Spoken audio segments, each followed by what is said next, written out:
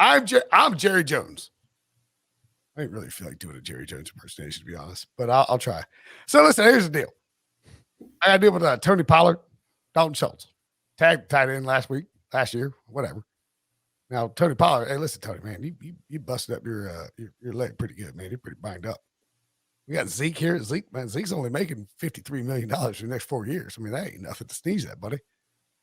Do I tag Tony Pollard or do I tag Dalton Schultz?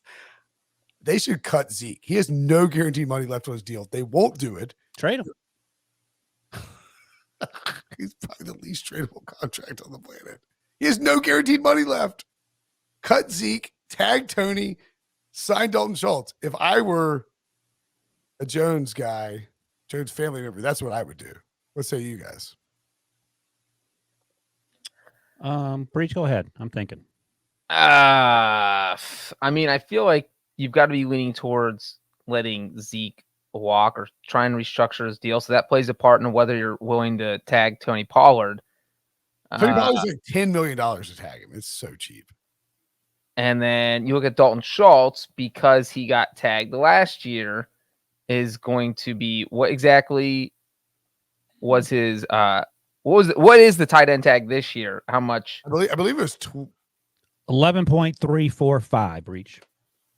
Okay. But it's and then I think last year, so last year his tag number is 10.9 million, so he gets a 20% raise on top of that. It's like 12.5 million roughly. Right. So that's what I mean. I'm probably going Schultz. Breech by 3,000, but I am coming off ankle surgery too. Yeah, he'll be fine though. That's actually less worrisome than an ACL, I think, just because it's a bone and not a ligament. I think maybe. Wilson, I mean, this is what you asked about Jesse Bates. Do you think Tony Pollard is going to go out and get $10 million per year on the open market? I was going to say maybe I'm leaning Schultz, and I might even be leaning just draft the tight end. Schultz is good, but he's not great. I mean, he's not maybe he's top 10, but I don't know if he's like a top 7 or 8 guy. And maybe you just try to see how low you can get Pollard. If you get him at $9 million a year or something, I think you do that because he's not an every down back, but he has an opportunity to be. So I'm looking at Zeke's deal, and Brinson, you mentioned get out of it right now. Literally any other team in the NFL would cut Zeke Elliott. His cap hits $16.7 million next year if you trade him. Like, is anyone paying that? That's just a lot of money to put on a running back that's, I mean, he's making $10 million base salary if you keep going with this thing. And again, that's crazy money for someone who's not Saquon Barkley or better. Yeah, I think you cut Zeke, and then there's no reason to keep him. Like, what's the upside? Did I read that? I swear to God, I saw somebody was like, it's $53 million left with 0 guaranteed. Well, the potential out in 2003. I guess they did cap hit because they extended it, yeah. Yeah. So you got to deal with the cap hit. Yeah, they'll keep him for one more year, then get rid of him.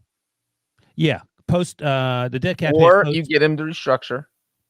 Well, Breech, the post June 1st dead cap hit in 2023 is $5.8 million, and then $6 million next year when they split it up. So there's still a cap hit, but it's quote unquote minimal if you want to switch things up now.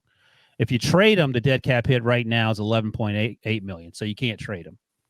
It would be very Cowboys of them to redo Zeke's deal to make him Zeke hang around for like the next 3 or 4 years, and then use that money to pay Tony Pollard a franchise tag. But you can trade him post 6-1, and the numbers are the same as the ones I mentioned for the nobody's trading. Well, if you trade or cut him, you mentioned the $11.8 million dead cap before June 1st. But his cap number is 16.7, so you're gaining money, even though you now have lost a player. And you still need to fill your running back hole, maybe, but you are picking up money on the salary cap overall. Yeah. No, I mean, you would save almost $5 million by getting rid of Zeke. Right. And you could use that $5 million to pay Tony Pollard. I mean, to me, it's a no-brainer. I think I know what we would do, and I think what Jerry Jones will do is completely different. Seem fair?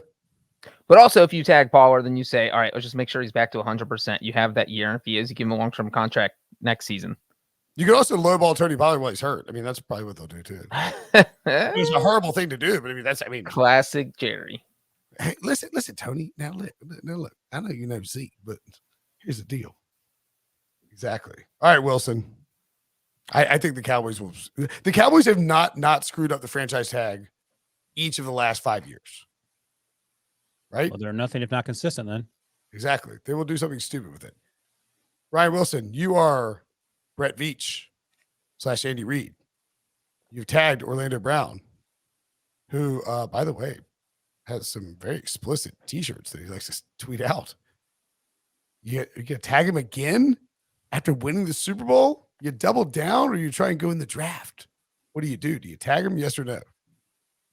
Well, if you wait till the draft to the end of the first round, you're sort of rolling the dice unless you plan on trading up, and there's no reason to do that. I mean, they absolutely crushed the draft last year, so they're pretty good at staying put. And here's the other thing: if you think back to the Chiefs Buccaneers Super Bowl breach, what is your lasting memory of that night for Patrick Mahomes? Getting destroyed because the offensive line was so bad. Right. And that's what I'm saying. If I'm Orlando Brown's agent, I would just go in there and play that game and not say anything. And at the end of it, click off the old projector and say, okay. Or they gave him a first round pick for him because he wouldn't play right tackle for the Ravens. So they brought him over to play left tackle there.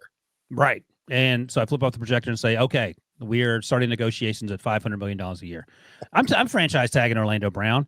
The spot track sort of baseline number is $22.4 million, but as you mentioned, he's been tagged. He was the franchise tag in general for the offensive lineman is 18.2. His number would be just over 20 million. Yeah, and that feels rate. Feels like a bargain. You look at some of the comparables. Cam Robinson makes $18 million a year. Bakhtiari makes 23, which feels a little closer. Larry Tunsil 22. So you're looking at north of probably 23 where Bakhtiari is, and I think you pay him that because the offensive line was really good in the Super Bowl. The turf probably had something to do with it. I'm sure Eagles fans will tell you that. And I don't think that's an excuse. I think it's the truth. But in general, I thought the offensive line was, millions of light years ahead of what that group was against the Buccaneers in the Super Bowl. So yeah, he starts with the what? They didn't give him a sack. Yeah, I mean the turf. I will. The turf sucked. But my point is that if you want Patrick Mahomes to be upright, it starts up front, and you got to pay those dudes. And I think Orlando Brown is right. Maybe some of the money off the T-shirts will offset what he's asking for, but I would franchise him and go from there. Well, and Orlando Brown too. Like as we point out, Eagles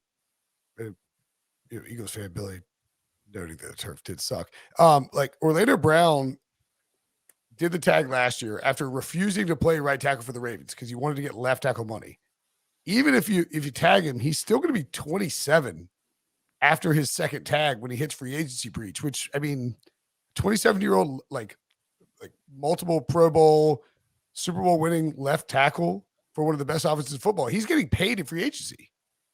Yeah. And that's the one point we brought up the whole time is what could this guy get on the open market? Orlando Brown would easily get more than $20 million per year on the open market. So I think that tag him is a no-brainer for the Chiefs. And then you got to think, all right, can we get this guy under contract long-term, or do we just say, you know what, we'll tag him this year and figure it out after that? And the other thing feels like what they're going to do. Yeah. I mean, and they gave up picks for him too, like high picks. So you can't just well, it was a nice rental. Let's let it walk. And real quick, the tag is 20 million. Like we just said for Orlando Brown, I think Trent Williams is the highest paid left tackle at 23 million. So it's not like you could just reward him and say, look, we'll give you 23.5 because it's only 3.5 million over what you're going to give him. Plus he's going to feel good about it because he's now the highest paid left tackle. So there's not like the safety position where you'd have to give Jesse Bates $7 million more than he made last year to make him the highest paid. This is not a huge number, not a huge gap between Orlando Brown's tag number and being the highest paid tackle. You're paying a really good left tackle to be a really good left tackle. Right. It's not crazy. All right, Breech, you are. Ooh. Is it Ziegler or Ziegler? I always mess it up. Ziegler, right? Breech is good with pronunciations. What is it, Breech? Ziegler? Yeah, oh, you found it. Ziegler. I hadn't hit that in forever. I am Dave. You're Dave. I introduced myself as Dave Z. What do you got, Dave Z? I am already mad about this. If so, you're the Raiders GM / Josh McDaniels, whoever brain trust you want to be. Josh Jacobs just had an incredible season. And he actually told CBS Sports, aka me, that he wasn't even mad that they didn't pick up his 5th-year option. You know what he's mad about? That they played him in the Hall of Fame game. He's like, it's so disrespectful. So you have a disrespected Josh Jacobs who ran angry all year long. Do you dare tag him now and bring him back for another year on the tag? This is a no-brainer. If I am Dave Z, I am calling Josh Jacobs right now. I'm saying, hey, buddy, we're hitting you with the franchise tag. Hopefully we can work out a long-term deal. If not, you're just going to make just over $10 million for the 2023 season. Because here's how I see my situation is that, we just got rid of our quarterback. Derek Carr is gone. I just went and did an interview this past week where I said, hey, guess what? We might not even bring in a franchise QB. We might just have a placeholder in 2023. And if that's the case, guess who you're running your offense through? Josh Jacobs, who led the NFL in rushing, who led the NFL in scrimmage yards, and was like half this team's offense. So I don't think you can afford to go in with possibly not a good quarterback and then also start over at running back. So I think you absolutely have to keep Josh Jacobs. So I'm tagging him. I didn't like Josh Jacobs, like just generally. I mean, I wasn't a huge Josh Jacobs guy. Interviewing him at the Super Bowl, I am a Josh Jacobs guy through and through forever. He is hilarious. Oh, he's a great story. He had to live in a car for a while. Yeah. Like he Well, yeah, grew no, I up dirt poor, and he made the most of every opportunity he was given. And he's a great dude. He wasn't even highly recruited, only because he played at a small school. And I think it may have been Feldman that wrote about it for The Athletic, but it's a great story about how he came to be found. And to your point, he's by all accounts an absolutely great human being. So good for him. I deeply regret not being a Josh Jacobs guy from Jump Street. He is an outstanding human, and also, I was like, who's the worst bleep talker in the NFL? Who do you think he said? He said, who'd he say? Like we watched it. Not Leonard Fournette. Someone else. Yeah. Was it Leonard Fournette? No, that's what worst bleep talker. That's what Micah Parsons said. He said Leonard Fournette. I mean, who is it? Imagine the one name Josh Jacobs could say that would make my heart sing. Phillip Rivers. The worst. I don't know. Who is it? Derek Carr. He dropped his own quarterback. Derek Carr isn't a gum flapper. He's like, he doesn't cuss. Exactly. I hope they don't franchise tag him. I hope he gets paid. Well, and the other thing with Jacobs was the Daniel Jones situation where the Raiders could have picked up his fifth-year option, which would have only been like $8.8 million, something in that neighborhood. And so now you're looking at, obviously, if you franchise tag him, it's more than $2 million higher than that number. But I don't see how you can let him walk. So that's really what that comes down to. So you I don't know, man. Like I don't know. It feels like they're trying to like just completely offload all the Mayock, Gruden draft picks and players. You're going to let the NFL's leading rusher walk? I mean, you want to pay a running back $10 million? Yeah. I do if I'm only paying my quarterback $15 million. Okay. All right. You got a weird way of showing you like Josh Jacobs. Yeah, for real, man. I know. I didn't expect. I love Josh Jacobs, but I don't want to pay him $10 million. That's a quote from Will Brinson. By the way, Brinson, watching that interview, I will just say that was the most hilarious part was how adamant he was about how upset he was that the Raiders played him in the Hall of Fame game. This is 5 months later, and he is still not over it. You can see the anger in his eyes. And also, I will say that, like, we got nothing goes. That was my favorite interview I've done so far this week. I was like, yes. Shout out to Robbie Snyder and our social media team for actually making me look smart.